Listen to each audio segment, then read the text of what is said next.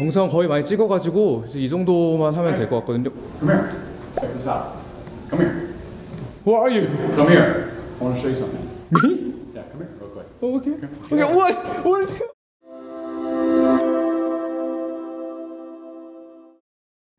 Okay. What are those? What do we have here? Yeah, I mean, you just bring a whole museum out here. Yeah. So I like to call this a decentralized museum as part of my Okay. collection. Span across all categories from history to pop culture to sports cards. So thanks for taking the time to let me show this and to show the Korean people. First thing I want to show you, my friend, is this. This is maybe the most intelligent person in our generation, definitely, maybe of all time, but this is an Elon Musk signed dollar bill. Elon Musk. And why this is so important is that Elon no longer signs, as a matter of fact, so he won't sign anything anymore, and this is on the almighty dollar. And as far as we know today, I think he's either the second or the first richest person in the world. He's an entrepreneur, he owns SpaceX, Yes. Twitter, Yeah. Tesla, great innovator. And so it's rightfully so that only his name is signed across the dollar bill there next to George Washington. So pretty cool piece. And This fits really with him because he didn't sign a paper. He signed in a dollar bill. dollar bill, the American dollar bill here. Yeah. So next is, to me, we have the most important video game of all time. If you are right now looking at this and you aren't thinking of the call sign of your favorite character, then you don't know this game, because I'm thinking, yes,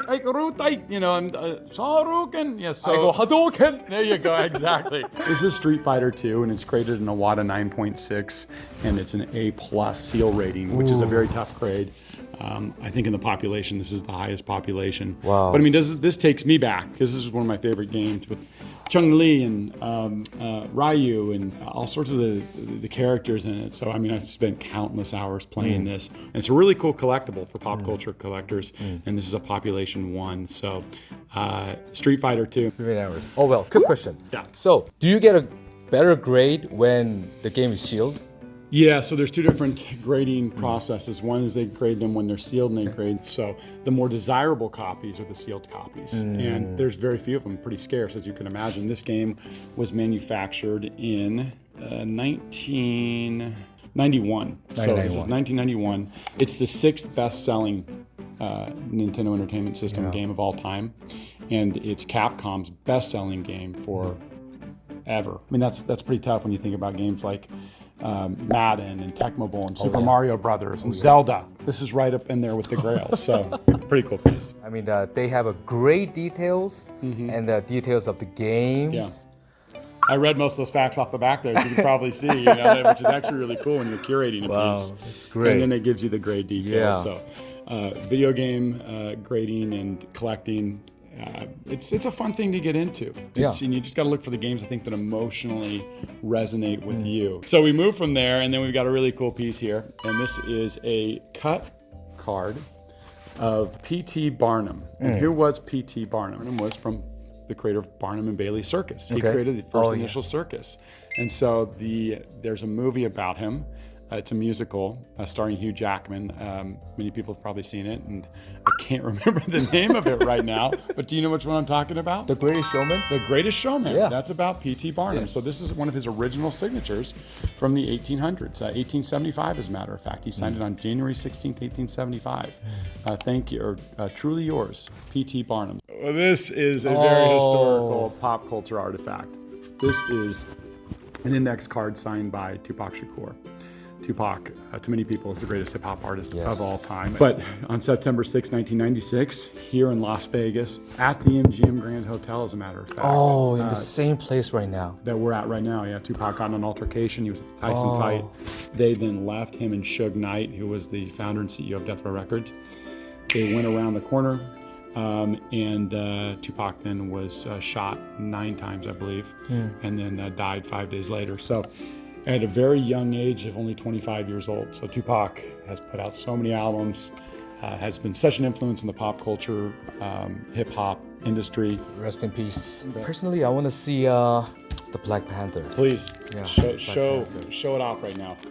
Well, I think everyone knows who Chadwick Boseman is. But Yeah, I think Yeah. people know too. So Yeah. this is a really unique and cool piece because it's both Beckett authenticated, which is important because Oh, you do dual that's- authentication. that's true. Beckett and PSA authentic. So it makes it even more unique because there are a lot of fakes that float out there. And Chadwick Boseman is a really great character because he's played some iconic characters. He played Jackie Robinson, which is a wonderful movie. Yes. And he actually signs Jackie Robinson's number down so there. that's why they have a 42 on Yeah, it. so he signs for Jackie. Wow. He struggled with colon cancer for years and didn't tell anyone about it. Imagine struggling through that, not saying a word to anybody, and he acted out some of his movies as he was going through treatment. I mean, the guy is an absolute warrior, and he was the right person to portray Black Panther, and mentally, spiritually, physically. So rest in peace, he'll not be forgotten. So let's talk next about this piece. This is kind of cool. So if you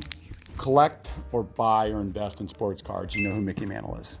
Of course. Mickey Mantle has the most infamous, maybe the most valuable card other than the Ty Cobb, the Honus Wagner, and that is the 1952 Topps Mickey Mantle baseball card. Last year at National.